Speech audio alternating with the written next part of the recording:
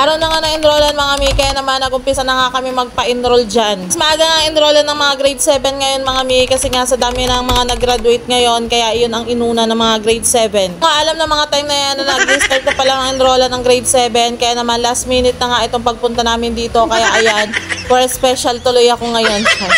Mabilis lang din naman kami dyan natapos mga mi, kaya ayan, nagbrigada muna yung anak ko, tapos kunting chika-chika muna sa mga kaklasin niya. Pa rin nga ako makapaniwala na ngayon nga meron na akong high school, mag-grade 7 na, hala, parang nakakaiyak lang, parang kailan lang, nasa kinder lang siya mga mi, hanggang sa grade 1, grade 2. Ayan, unti-unti, ang bilis talaga ng panahon mga mi, kaya habang bata pa sila, sulitin natin na nayayakap pa natin sila. Kung dati nga nakakapasok lang ako dito sa National High School mga mi, dahil nga sa mga kapatid ko, dahil minsan wala si mama, ako yung uma-attend ng mga meetings nila. Pero ngayon, hala, mismong anak ko na mismo pinupuntahan ko dito. Nakakatuwa lang mga mi. Ayan na nga mga mi, natapos na nga rin kami dyan. Tapos sunod naman na araw mga mi, ayan, nagpa-enroll naman kami sa elementary ko, tsaka doon naman sa isa kong grade 10. Oo mga mi, anak yan ng mga asawa. Mga asawa, isa lang, hindi mga.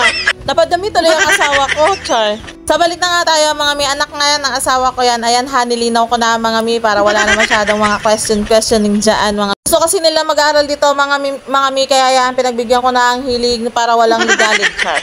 Ayan nga, kumuha lang kami dyan ng form pang grade 4 mga mi, kasi nga ipapa-enroll ko na siya para naman malaman ko na kung ano yung section niya, tsaka ano, kung saan siyang room mga mi. Dahil nga transfer siya mga mi, tapos last day na rin yung pagpapa-enroll namin dyan, kaya ayan, hindi ko rin naman agad nalaman kung anong section niya, kung saan siyang room. Kaya sabi ng teacher mga mi, ayan, balik na lang din kami ng Monday. Ang section niya, tsaka kung ano yung schedule niya, kung pang umaga ba o pang hapon. Tapos pagkatapos nga namin sa elementary mga mi, dito naman nga kami sa high school mga mi, balik naman ulit kami dito sa high school para naman i-enroll ang grade 10 ko mga mi. Ito naman, mabilis lang din naman kasi nga last day na yan, ang hilig ko talaga sa last day para gusto ko kasi yun mga mi, kasi para wala masyadong pila.